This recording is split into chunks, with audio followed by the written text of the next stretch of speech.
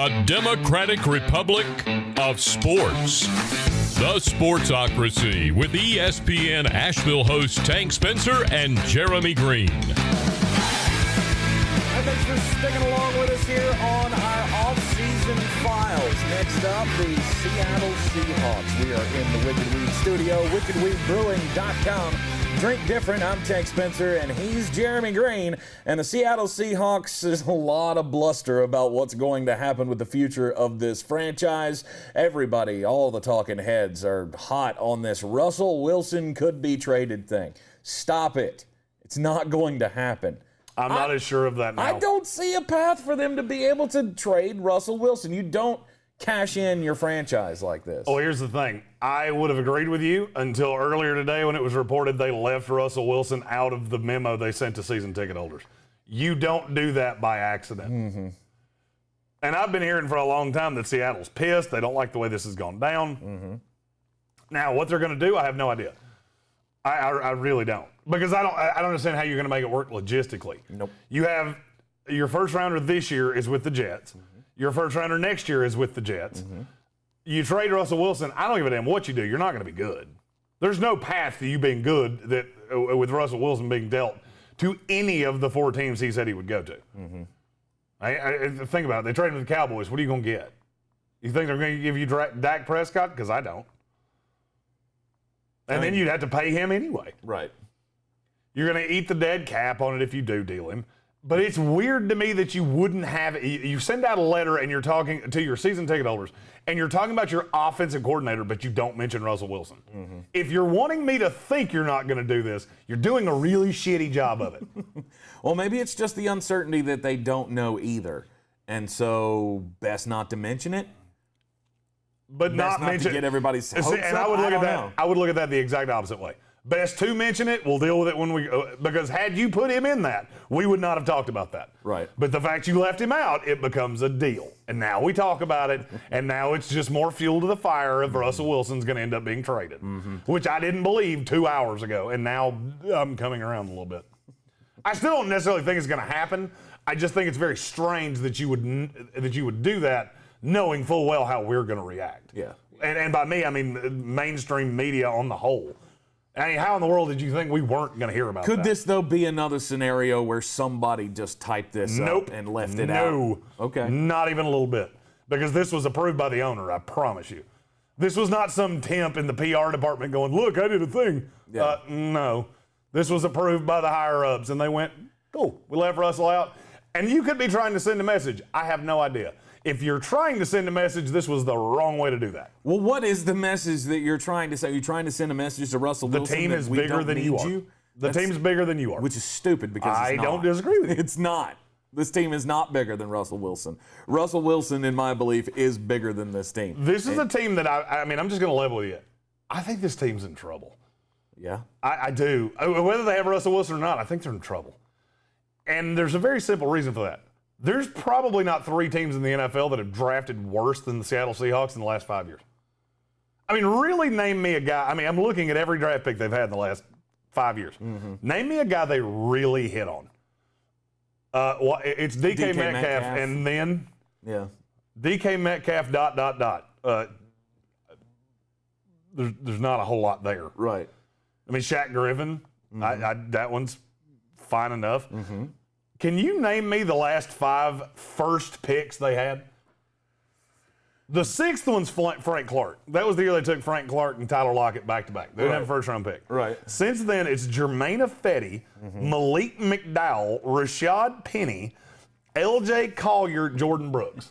Rashad Penny. Is there a worse drafting team in the NFL than that? I mean, Probably that's brutal. Not. Probably and it not. doesn't get much better. Mm-hmm. I mean, Jordan Brooks, I thought he was a reach last year. He was fine. You could make an argument that he was actually better than Patrick Queen, but that really speaks more to how bad Patrick Queen was than how good Jordan Brooks was. Mm-hmm. I just look at this team and go, you've been a bad drafting team forever. Now you go 2 years without a first-round pick, and you're missing a 3 this year too. Do you realize that before comp picks, they have 4 draft picks in this draft total? That's insane. 4. And I'm not saying they may wind up with compensatory picks. Fans of individual teams know that shit better than I do. Mm-hmm. I don't tend to believe the formula because it's very rarely ever right. I mean, it'll hit 20 teams right, but then there'll be one that gets 2 when we didn't think they'd get 1, or gets 1 when we thought they'd get 3. Yeah. That's the reason we're not talking about comp picks, because we're not going to know them until the end of the month. Yeah. I don't think they're going to do anything with on the Russell Wilson front. I think eventually this standoff between Russell Wilson and the front office, it eventually ends with the front office going, yes, Russ, whatever you want. I honestly believe that. He's the face of this franchise, and it's going to cost you $60 million to do anything with him. I'm aware of that. You should probably have thought about it before it got to this point. Right. Because this has gone from 0 to contentious as hell quicker than anything I think I've ever seen. Yeah. They also have, it's being reported that they are going to let Carlos Dunlap go, which is going to save them $14 million in cap space. That would put them at $18.5 million, I think. Mm-hmm. And so what do they do with that money? They've got to bolster this offensive line. That's the number one thing that Russell Wilson is pissed off about, is that he gets hit just about more than any quarterback in the NFL. I think Deshaun Watson is the only quarterback that gets hit more than Russell Wilson does. Russell Wilson's tired of running for his life, so they've got to beef up that offensive line, and that defense was atrocious last year. And they're going to lose, they have the potential to lose both of their starting corners. Mm-hmm. Shaq Griffin is a free agent, as is Quentin Dunbar. Mm-hmm. And Dunbar was, hurt last year. And then... Well, he did some stuff, allegedly. And then he didn't do stuff, allegedly. I just look at this team and go, you're in hell. Right. Like, this is the definition of hell. Mm-hmm. Because you're leveraged to the umpteenth degree of guys that are signed long-term. And I don't think... You argue with me about this all the time. I think this is the worst team in the NFC West, and I don't think it's fucking close. I really don't. I don't think this team's in the same ballpark as the other 3 teams of that division. I believe more in Russell Wilson. I think he can, carry that offense. Let me ask you a fun question. Yeah. Who in that division has a worse defense than Seattle does? No one. Nobody, and it's not even freaking close. No. And that's before you pay Jamal Adams, which you're getting ready to have to do. Mm-hmm. You think it's going to get better? Really? You're going to have one of the highest paid quarterbacks in the league, and you're going to have one of the highest paid safeties in the league. Mm-hmm. Really? They're going to give him $20 million a year? I don't think it'll be that much, but it's going to be high. Mm-hmm. That's the reason the Jets dealt him. Like, we're not disputing how good he is. We don't want to pay you that much money, and I don't blame you. Right. And I just look at this team, and you've got DK Metcalf, and I love Tyler Lockett, and there are other pieces to like. But for the love of God, you have blown and I'm a draft guy. So, I'm a little biased, and there are people that accuse me of being biased against bad drafting teams. You're probably not wrong, because every year I've gone. Do you know I haven't given the Seahawks better than a C- in a draft in 4 years? Really? That's not good.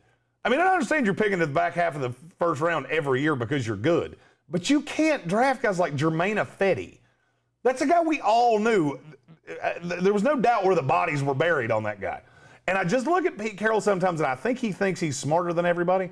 And to an extent he is, but he doesn't draft well. What was he, the most penalized tackle in the league? Yeah. Jermaine Ifedi? And he was a guy that coming out of Texas A&M, we said his feet are bad, and they're going to get him in trouble. And they do, constantly. Mm-hmm. And now I will say, he outsmarted the league on DK Metcalf because we all just thought he was a height-weight speed guy. Mm-hmm. The tape on him was meh. Then he came to the combine and looked like Hercules, and it ran like Michael Johnson. So, I'll give you credit, you hit that. But other than that, you're in this hell because you've been the worst drafting team in the NFL. Mm-hmm. This is like a paste and patch job on this offensive line that they've been doing year after year after year. At what point does that end? And are they able to do anything? Let's start in free agency to address the offensive line. Is there anybody out there that they can afford? If you can convince guys to take cheaper deals, vet guys that will take a cheaper deal, that wouldn't shock me. Mm-hmm. But looking at their line, you've already lost Ayupati. He retired. Mm-hmm. You do have Dwayne Brown. Cedric Abuye. I just look at the interior of that line and go, it is so gross how bad the entire interior of this line is. And I don't know how it's going to get better. I'm really not trying to shit on Seahawks fans. I'm not. But you've gotten to this point, and now you've pissed Russell off because you forsook the line for something. It shocks me how often this happens. Mm-hmm.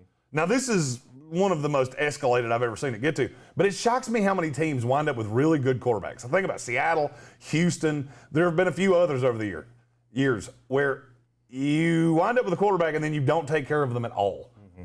And I just don't get that. I don't understand the thought process. And I remember when, being a Jets fan, I remember when I found out it was Seattle trading for Jamal Adams, and I went, why? Why would you want to do that? It's not like it makes your defense good. Your defense is still bad. But you have this nice, fun ball hockey safety that can just typhoon quarterbacks. I mean, he's fun. Sweet. He's fun to watch. He is fun to watch. And he brings a little bit of fire to the defense. Jamal Adams was in that like locker room. So Jamal Adams was them trading for Jamal Adams, giving up 2 premium number 1 picks for Jamal Adams was like putting a new roof on a house that you built the foundation in quicksand. Cool, your roof's real pretty. Right. The house is falling into the world. Uh-huh. So I don't get it. And I look at this team and I go, you're in trouble. Mm-hmm. And I think Pete Carroll's going to be done and gone before this team is high-end competitive again. I agree. And maybe I was a year early on because I buried them last year. Made the playoffs, went to the playoffs, got drilled. Mm-hmm. And they'll do it again. I don't think they will. I think you're undervaluing how much better the teams in this division are than them. Mm-hmm. Because now it's not, we have far and away the best quarterback. You do have the best quarterback. Kyler Murray's close, and Matthew Stafford's not super far off. And San Francisco's defense is so much better than yours that it's going to keep them in games, and all Garoppolo has to do is stay healthy and not turn the ball over. I understand he struggles to do that, but they're going to bring in a contingency for that that's going to leave them not playing Nick Mullins and C.J. Beathard in the occasion that Garoppolo gets hurt. Right. They're 20th in the league right now in cap space. However, that is going to be changing. They are going to create some more room, like we said earlier, with the release of Carlos Dunlap that has been reported. That'll save them another $14 million in cap space. When it gets to the draft, you're out that first-round pick. You're out a third-round pick. You're going to pick at 55 starting out. So if it were you picking Jeremy, where would you start? Well, the bad thing for them is that what they need is offensive line help. And by the time you get there, by the time you get to 56, there's just not a lot there. I mean, you might get lucky that Landon Dickerson from Alabama falls in your lap. Dylan Radunez from North Dakota State, Liam Eichenberg, Creed Humphrey. I mean, there are a few guys. I project all of them to be gone right in front of Seattle. And then you get to this point where, you could overdraft, say, Trey Smith from Tennessee. But you overdrafted him. And what got you here was continuously overdrafting guys. Mm-hmm. They've done it forever. They're 2 last year. Darrell Taylor. He was a combine workout warrior. Everybody that does what I do went, don't fall for this. Do not fall for this. And he was hurt all year. He played not 1 snap last year. That was your second-round pick. In a year where you gave up 2 first-rounders and a third for a safety, your second-round pick did not play 1 down. This is not hate. I'm just giving you facts. Right. People think I hate the Seahawks, like I have something against Russell Wilson. I don't. He's as nice a guy as there is in the world. And I wish him all the luck in the world. I just don't think it's going to come in Seattle. You just see the impending doom. You missed your opportunity to build the team around him. Mm-hmm. This is what happens when you pay guys. You don't have the money to build around them anymore. And now you've got Tyler Lockett that's getting paid, DK Metcalf that's going to get paid soon enough, and it becomes a numbers game. It becomes a numbers game. You have really pretty chandeliers and a nice roof on a house that's fallen off the side of the fucking mountain. And that's the nicest way I can say it. Chris Carson's going to be gone from this team? I believe so. I think they have to ride with Rashad Penny. They got Rashad Penny. They just don't have the money to have luxuries like that. Yeah, Rashad Penny and DJ Dallas. Those will be their and to be honest with you, I'm fine with that. I don't even look at running back as one of their primary needs. Mm-hmm. They're going to need an edge guy to replace Carlos Dunlap. Yep. The line is on both sides. The interior on both sides and the tackles. I think they could use another tackle. And I just look at it and go, you got a lot of needs. You don't have a lot of money, and you only have 4 draft picks. Yeah. That's a shitty place to be. Yeah. Sorry, Seattle. Yep, it is indeed, and the Russell Wilson thing just doesn't help because you're focusing so much attention on that becomes the number one distraction. Because here's the thing that I don't think people are looking at is too many people to me right now are convinced that Russell Wilson is going to move some way, somewhere, somehow. I don't think that's going to happen. And what are you left with when he comes back? Right, when he can't go anywhere. And now we've got this relationship. Well, right now you've got two camps that are doing this through the media. Because I got news for you. That press release thing, it did exactly what it was intended to do. It meant for us to talk about, are they trying to move on past Russ? And I'm going to level with you. I'm not sure that the best thing for Seattle is not to trade him. You don't have to me, you're not a contender with him. Blow it up, get the draft capital back. You have a foundation of players, but you really need to reset that clock on a quarterback because you're killed against the number. You're paying too many guys too much money. But what's it going to take? What will it take to get Russell Wilson? I think it starts at 3 1s. I think you're right. I think it starts 3 at 1s and a superstar player. No, I'm not as convinced of that. I've always said the price on these quarterbacks is not as high as you think it is, because you're paying them. It would be one thing if you weren't paying them. True. If you had a young guy like, say, Kyler Murray. Kyler Murray is one of the most valuable assets in the NFL because you still have multiple years before you have to pay him. You can build a team around him.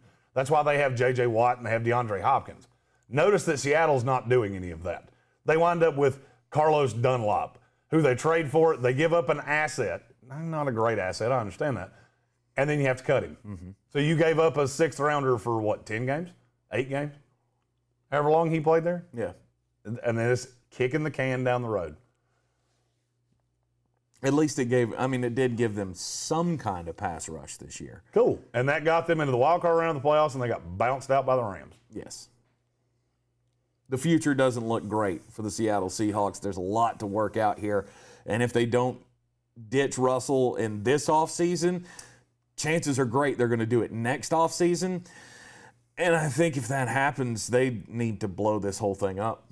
Because I would choose, and I'm talking about front office and everything. You lose Russell Wilson, the most team-first guy probably in NFL history, and you have alienated him. Yeah, that's one of those where you need to look in the mirror real hard at yourself.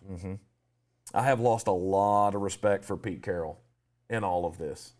Mine's more with the front office, but there's some with Pete Carroll. Pete's got a role in all of this as well.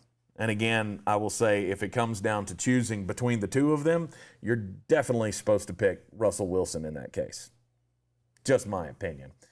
All right, thank you for tuning in with us once again on our off-season files, recapping the Seattle Seahawks. Be sure to like and subscribe to the channel. You can see all of our off-season previews on demand right here in the Sportsocracy. I'm Tank Spencer, and he's Jeremy Greene. Yeah. We'll see you next time.